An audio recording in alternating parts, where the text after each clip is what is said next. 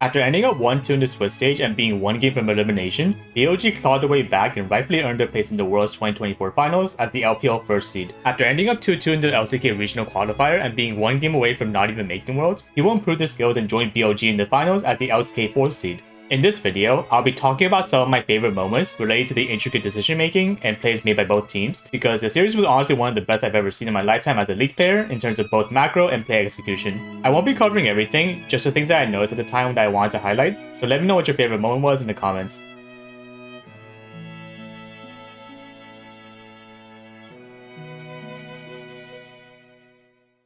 Last year in 2023, the 4 teams that made to the World Semifinals were BLG, Weibo Gaming, JDG, and T1. It was historically dubbed as T1 versus the LPL, as there were 3 teams from the LPL versus one final team hanging on remaining from the LCK. We know that T1 eventually ended up winning against all odds, solidifying their position as the final wall for LPL teams, but funnily enough, the one team that T1 didn't face was BLG, due to them getting eliminated by fellow LPL team Weibo Gaming. T1 has never lost against the LPL at a World Best of 5, but BLG have also never lost against an LCK team in the World Best of 5. Additionally, T1 once lost to a 4 seed from LCK in 2022 against DRX, but now they find themselves to be in the same position going to the finals. Would T1 be able to defeat the final LPL team that eluded them in 2023? Or would BLG be able to break the curse and triumph over T1? Let's get into the games. And they are ready to meet that challenge. Game 1 starts with T1 having an even 5-man spread across the map, with BLG looking for a very interesting level 1 play. Do game 1 here. Elk and On looking for Gumayushi. Knight coming in from the side as well. Will land the abscond. Abduct. Gumayushi still holding on to that flash. Crash down. Locks him up. He flashes the ignite. Sticking. And BLG strike first.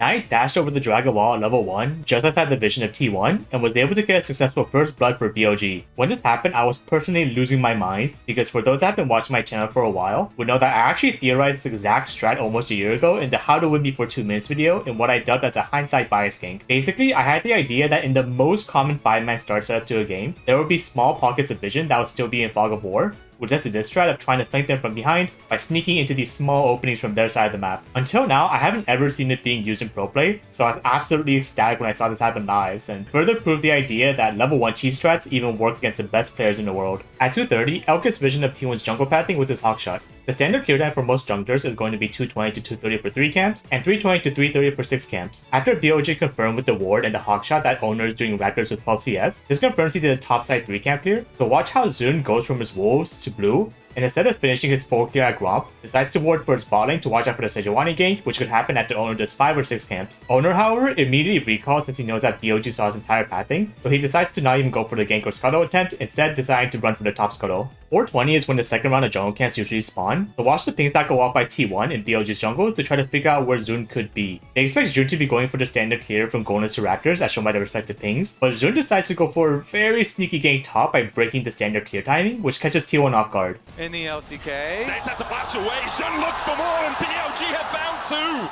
There was a crazy moment in this gank where Ben actually flashes in front of Zeus early, which on paper doesn't seem to be a good idea since that gives it not our target to jump off from for more distance, but this seems to be exactly what BLG were aiming for since Garner was perfectly in position to intercept the jump, which leads to the second kill of the game. T1 decision right now, do they just let Faker farm turret play? 1220. Deus dodged the Rel engage with the same reaction time and continues to 1v2. After he throws each boulder, watch how instead of weaving in auto attacks, he continues to walk forward with them to either body block or at the very least be close enough to them so that he can use his stun when it comes up, as it could have been out of range if he kept trying to auto in between skill shots. It's nothing. Sent back to the fountain. Bait sealed. Out down. At 17 minutes, Ben starts to fight with Faker in bot lane. The moment they see Gumayushi heading over to help, BLG make the call to all push top while they have numbers advantage. T1 eventually converge with both Kaylin and Nar, with Faker barely walking out alive as BLG sees a tier 2 turret. Elk, however, goes for a crazy Ashe arrow in the midst of everything, which snipes the 1 HP Faker, and BLG managed to take the inner turret before backing out. It was confirmed after the game from Faker's point of view that he just didn't see the arrow entirely, but I really like how when Elk goes for the arrow, he sends out Hawkshot first to potentially bait something out, because from this spot, there are 3 things that could happen. Either 1, Faker gets hit by the ult, which is what happened. 2, Faker sees the ult and sidesteps it before recalling again. Or 3, Faker sees the ult at the last second and dodges with Yone E, but then would have to cancel it immediately to try to recall faster, since you can't go back to base during Yone's E. But Elk, knowing this, sends out Hawkshot first so that if Faker gets baited into thinking the Hawkshot was the arrow, there was a chance that he would E to dodge it, then E again immediately, which he would then get hit by the actual arrow. It's like some Shadow Shuriken jutsu or some shit. Like, I thought it was pretty interesting. At 24 minutes, BLG started up a Baron bait, but Knight stays perfectly out of vision, ready to flank T1 from the side, where he isn't seen until the last second. Shun still tanking up the Baron, it's at 9,000. Knight with the flag position, Glacial Prison hits, and Kuma is down! With all the picks across the game that led to multiple objectives, BLG eventually pushed down for the win and go up into Series 1-0 against T1.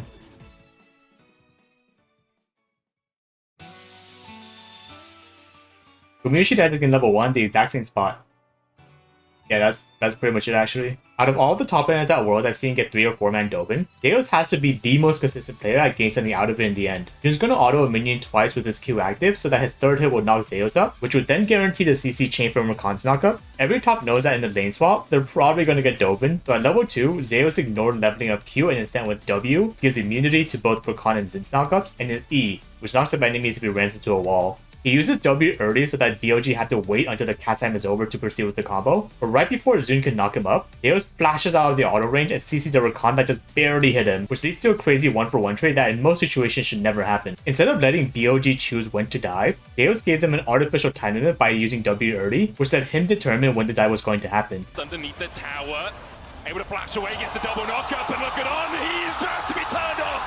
On goes down, Shun almost falls to, escapes that final tower attack. But now T1 knows that Zin is bot and pings inside BLG's blue side jungle, expecting him to continue clearing on that side. Guma and Carrier try to zone out the top side, but then has to back off after seeing Galio teleporting in. If you watch the map, you can actually see Faker dash with side to C before the map disappears, and he was definitely in range to cancel the Galio TP if he wanted to. But interestingly, he decides to actually let it go through since he knows owner is on the way, and we can assume that T1 still expects Zun to still be somewhere towards the bot side jungle from the ping earlier. So Faker believes that his 3 teammates will be able to stay alive long enough until he gets there to help before the BLG jungler can come first. Now Faker joins the party, a handshake from Carrier is one Bin did not want to take.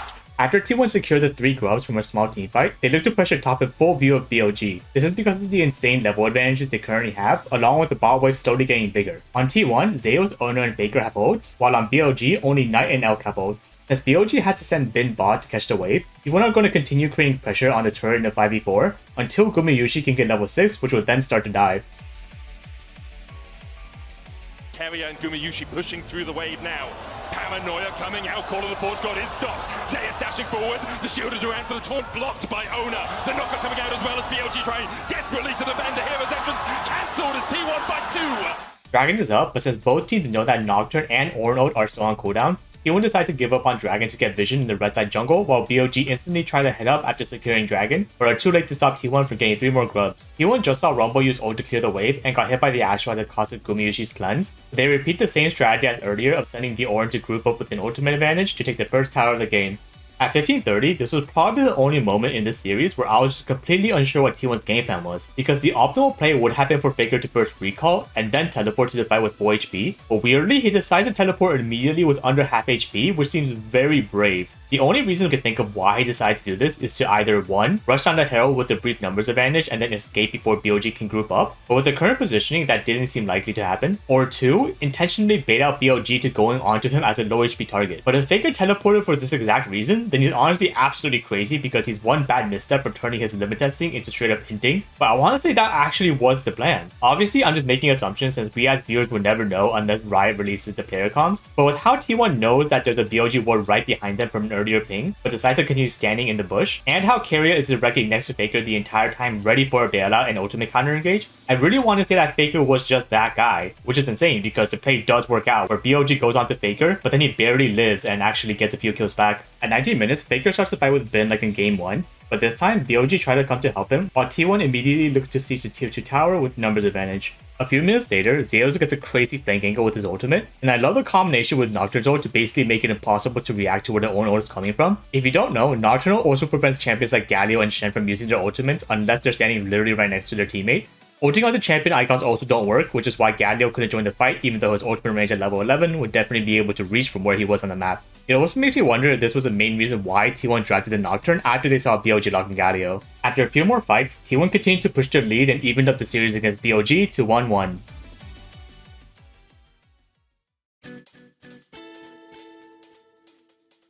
The draft for Game 3 is very interesting due to how it will affect the macro for the early game, specifically due to the Kindred and the Blitzcrank picks from BLG. Kindred's passive will decide how fast she can scale, with the first spike being at 4 stacks, then every 3 stacks afterwards. The Kindred mark randomly chooses a jungle camp with the type of camp being decided based on how many stacks she currently has, so it's in both teams' interest to secure the jungle camps with these marks as soon as possible to either help or hinder Kindred's potential range going to the mid game. The 2v2 bot matchup is also very heavily favored towards BLG, as Kalista Blitzcrank have a full all-in combo, while Xayah and Renata are more suited towards a hit-and-run kind of playstyle. So from the very start, BLG and T1 are going to try to figure out where the other bot lanes are going to go, with T1 wanting to avoid the 2v2 and BLG wanting to fight the 2v2 matchup. BLG ward inside the T1 jungle to try to get info, but T1 purposely avoid showing their laners for as long as they can. Now it's just a matter of guessing what the other team is going to do. BLG expects T1 to try a lane swap to avoid the 2v2, so they send their bot laners to go top, but T1 expects BLG to expect the lane swap, so they avoid going to the jungle by hugging the lane and goes back to the original bot lane. T1 have guessed correctly, and BLG have to now decide if they're going to stay top or try a lane swap back into the 2v2. The screen is thinking of going back bot since there is a chance that the Robo might get 3-man Dovin, but Galio walks up toward the Raptors, which confirms that T1's jungler is nowhere close to diving, and with the combined vision they currently have of T1's blue side, BLG decided to push one more wave before sending both bot lanes to go back bot. Meanwhile, since Blitzcrank briefly went out of vision to try to recall in the bush, T1 expects Blitzcrank to already be making his way over to help out his rumble, but then sees him showing up again in top vision, so they know they have some time before any help arrives. After T1's bot lane pushes the wave, they start to recall. When I watched this game live, I thought they would immediately lane swap again and go top to avoid the BLG 2v2, but interestingly, they decided to just go back bot into the Kalista Blitzcrank. I'm actually not sure why. Zeus goes down for a little ward on it as well. It's going to land here onto Kerry. You can see the damage already going down into him. Gumayusi putting the feathers out.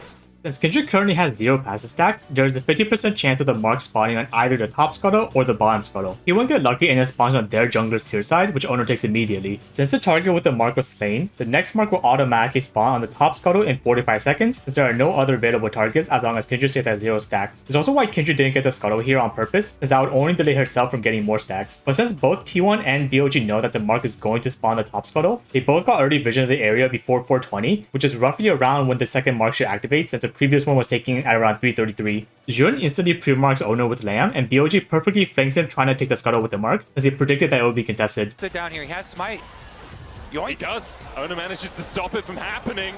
But Shun is looking for more. He flashes forward. Knight on the flank as well. Owner's going to flash away. Counter-strike out from Zeus. Not quite able to connect. And the shooter's around with the stun. His first blood again. The third time in 3 games for BLG.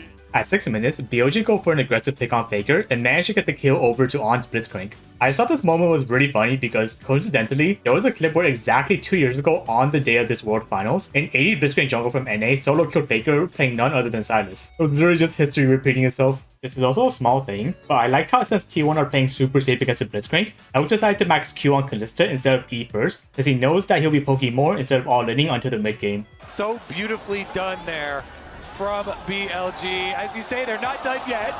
Still seeking Faker. Knight comes in from the side and will make sure that Faker doesn't have the luxury of executing.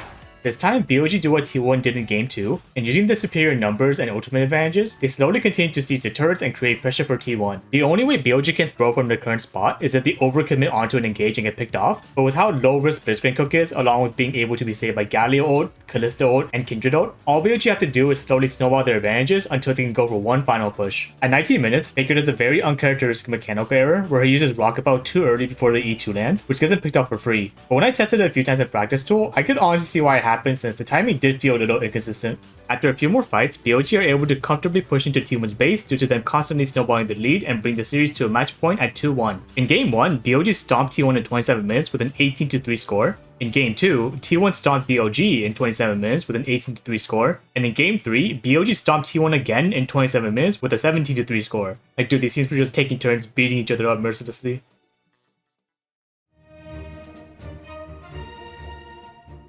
When the series started, I didn't really have a preference on which team won. I just wanted 5 games no matter what. But after I saw the draft for Game 4, I thought it was going to be a 3-1 for BLG. This is because after the 5th game between FlyQuest and Gen.G in quarterfinals, where Gen.G went Smolder Ziggs, T1 banned Smolder for all 4 of their games against Gen.G in semifinals, which makes me think that they had no good answer for the champion. So when I saw BLG successfully locking in the comp at game point, it seemed pretty doomed. All BLG had to do was play safe and survive until late game with their hyper-scaling champions, while T1 had to somehow accelerate the game through tons of picks before BLG got to that point, which honestly didn't seem likely. T1 go for a late invade into BLG's red side. This causes Bin to go mid and eventually go to T1's red side with Zune, so they can 4-man tower dive bot. If Bin decided to stay top, then he would also have gone 3-man Dovin, so he leaves top completely open. T1 pretty much confirms that BLG are in their red side jungle and is getting ready for a dive, so they send carrier bot as soon as he reaches level 2 to help out Zeus. He'll be seen on that ward about now. Zeus gets to level 2 underneath the tower, flashes away from the grand entrance, but the damage continues to rain down from Binchen, tanking the tower. Zeus gets a bailout carrier,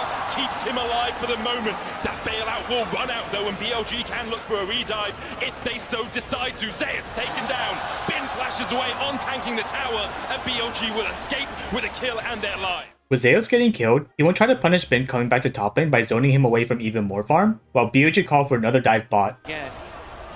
Dive o'clock, the grand entrance goes down, Zeus is overheated, and he's sent packing. BLG find their second. Even though BLG are up 2 kills, he won't have constantly been pushing the Gnar out of lane for fear of the tower dive, so Zeus has a big level advantage with some gold over Bin, while Bin had to find shelter in mid lane waiting for the top pressure to go away. Zeus, once again, a little bit overstepped here in the bottom side, and Bin jumps in, hops on, and Minion takes the highway express to get towards this Rumble, who goes overheated, flame spitter going down, but Zeus is going to go back to the fountain again. No escape for him. He tries to clear the wave, but in the end, he will be put in the ground by Bin.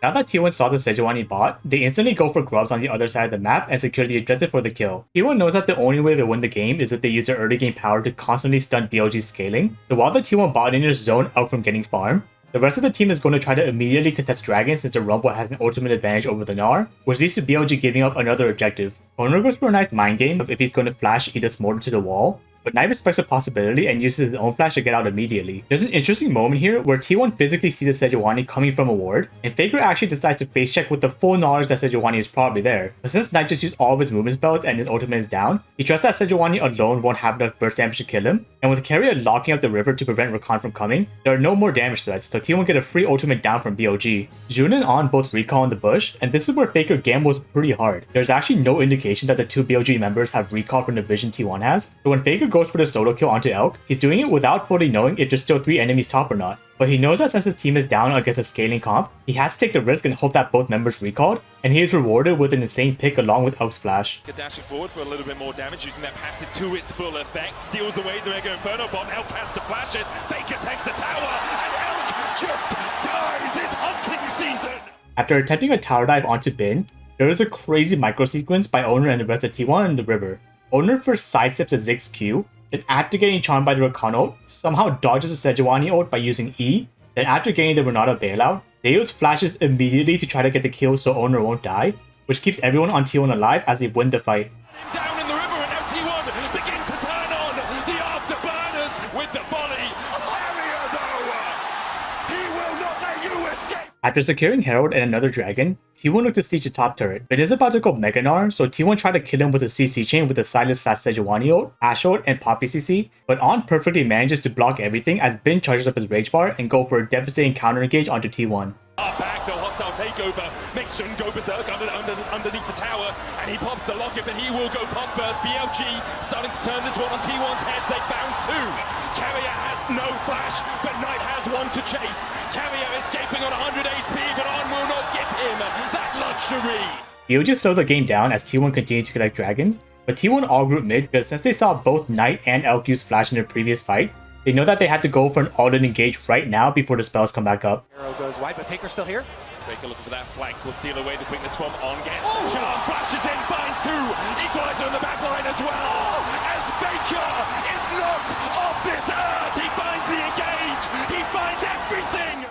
People know they had to get insane value from this play or else they'll get outscaled, so they tried desperately to finish off Baron before running away as fast as possible. Right before it looks like BLG are about to catch up to them, Zeus makes a game-saving sacrifice turnaround, and with both Owner and Gumayushi also walking forwards at the same time in reaction to the Ziggs ult, BLG get momentarily scared that T1 are turning on them and back off just enough, giving the rest of T1 time to run away to safety. If BLG didn't hesitate, then Bin would have been in range to jump in with Mega Gnar and flash ult, which would have been destructive for T1. Tier 2 in the top lane, Shun goes in with the Glacial Prism, On there with the follow-up. Carrier though, an incredible hostile takeover, puts On in his place. Owner taking the tower, Glacial Prism stolen away by Faker as he dives onto the back line. Who else but Faker again? In the end he falls, but Guma is making Shun look like a pin flash away. Elk trying to put the damage down as well. He won't land it on Cammy. 30 minutes, T1 find a crazy pick onto On in the jungle. Ben tried to teleport bot immediately to push out the bot wave before the other dragon spawns, which would give BLG a potential way to flank the members of T1, but Faker immediately teleports to gain the teleport with Zeus, and the final fight begins. Able to flash away as well, the hostile takeover but comes up short. The Nars stolen away by Faker, locks Bin against the wall, and puts him 6 feet under. Shun next on the menu, as Gumayushi begins to open up. Shun taken out by Zeus, the equalizer does exactly that for T1. It's going to equalize this series at 2-2. The reigning world champions will not go down that easily! I have no idea how they did it, but T1 played their comp to absolute perfection and managed to even out the series into Game 5.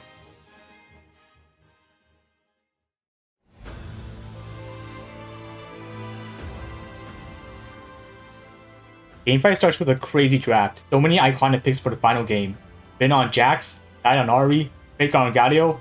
I don't even know Carrier played Poppy. Both teams have somehow drafted very solid comps. Like, I honestly can't tell which is objectively better. From the way these champions are designed, it would only take one team fight to determine the game and the world finals. The first 5 minutes of Game 5 were absolutely mind-blowing in terms of macro. If you remember the starts to the other level 1s in the series, you can see just how much both teams adapted for this final game. T1 get vision of BLG going to the jungle from a ward. The owner immediately heads over to his blue side to clear, while Zeus heads over to mid and then potentially bot for a 4-man dive, which mirrors exactly what happened last game. But wait, look how crazy Zeus paths after showing mid. He makes it look like he's pathing towards bot lane to go for the 4-man dive, but he decides to go all the way around back to top lane because he doesn't want to be down XP like Bin was. BLG sends on to go bot after hitting level 2 after seeing that Zeus isn't coming, exactly how T1 sent carrier bot to help out for the 4-man dive after seeing that Bin wasn't coming. But T1 knows this is the right play, so Zeus waits perfectly until he thinks that On has already recalled to go bot, before walking up and collecting all the farm at his turret, and since Rel is no longer top to dive, BLG can't punish Zeus from free farming, and now they have to reset the lanes for Bin to catch up again. Zoom goes for a perfectly placed flash EQ onto the flashless Faker, so that if he dodges forward he'll get hit, and if he dodges backward or uses E to escape, which he did, he'll still get blocked for the charm to land. Meanwhile, there's another trap going on by T1 bot lane. If you remember game 3,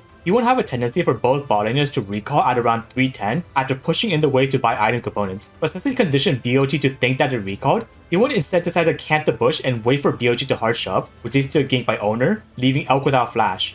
On barely misses his flash stun here. This was quite possibly the most important skill shot that was missed this series, because if Rel lands the stun, the Knight's charm would have hit, which would have led T1 to have to fight for grubs without their jungler. But now with the miss, T1 were in the driver's seat and punishes the flashless Rel, which leads to T1 taking grubs. Fast forward to 10 minutes. BLG go for a double TP flank onto the T1 bot lane, since he knows Zeus and Faker won't have TP themselves for a bit longer to help out immediately. T1 almost gets a return kill onto On, but BLG end up getting 2 for 0. After respawning however, T1 all immediately returned back to contest grubs, and BLG had to walk away after only taking 1. T1 and BLG decide to play Ariam top lane in the final game of Worlds here. At 14 minutes, T1 start on Herald while they see Jun clearing a ward near Dragon. Since they have all the members around topside, T1 make the call to give up Dragon and bot turret to try to rush down top tier 2 with Herald. Their insane pressure forces Knight to have to teleport to help, and T1 walk away satisfied after getting rid of Ari's summoner spell. Or are they? These psychos decide to come back after all of BLG have left, and finish out the turret before BLG can react. For the next 10 minutes, both teams take it slow and try to slowly push their advantages, since they know that the game will be decided with one small mistake from either side. For every push one team makes, the other acts accordingly. It was only a matter of time until that balance was broken.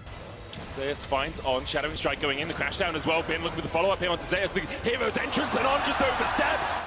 On makes a huge misstep and goes down, leading to T1 getting another dragon for soul point. BLG knows that if they wait too long, they'll have to choose between stopping the soul or stopping the Baron, so they make the call to group up and send it. The wall, but immediately he's locked up, goes in with the Cataclysm. Gumayushi pops the Feather Storm. Owner looking for the re-engage onto On, Shun down to half HP. Ben gets onto the... After a bit of back and forth, BLG managed to pick off Guma and Keria, with T1 finishing off On. It is now a 3v4 for T1, and Ben is flanking from the top side with teleport. It was do or die. Owner Qs a minion twice so that his next auto will knock up, and Faker makes a very slight micro movement upwards to make it look like he's going to commit to the retreat, but then at the very last second, he goes for the fastest possible taunt he can, which at the lowest cast time is only 0.5 seconds, but that's all the time Owner needs to dash in and knock Knight up before he can ult out, and Zeus waits for the last second before the knockup is over, before using his own flash E to CC chain to Ari, deleting the rest of her HP bar. Without their main damage dealer and Bin being too late on the flank, T1 clean up the rest of the members of BLG and win the fight, which leads to a free Baron. But it's not over. Immediately after, BLG sees an opportunity of a lifetime to pick off Zeus in one final attempt. Zeus walks back and forth to make it impossible to predict when he's going to fight, and Faker uses ultimate immediately as he gets into range, with Zeus setting up the perfect combo which barely gets stopwatched by Elk. On the side, Carrier chases Knight all the way into his house and uses Popio to prevent Knight from joining the fight, and Faker somehow manages to snipe Elk with one final Q before activating his own stopwatch. Zeus goes down after one final body slam, and the rest of T1 finally arrive to save Faker from the remaining members of BLG. Knight is the final player alive, but there's nothing he can do but watch as T1 push into the base and take the rightful place as the 2024 World Champions. Just looking for the prize, they're hungry for it. T1 are the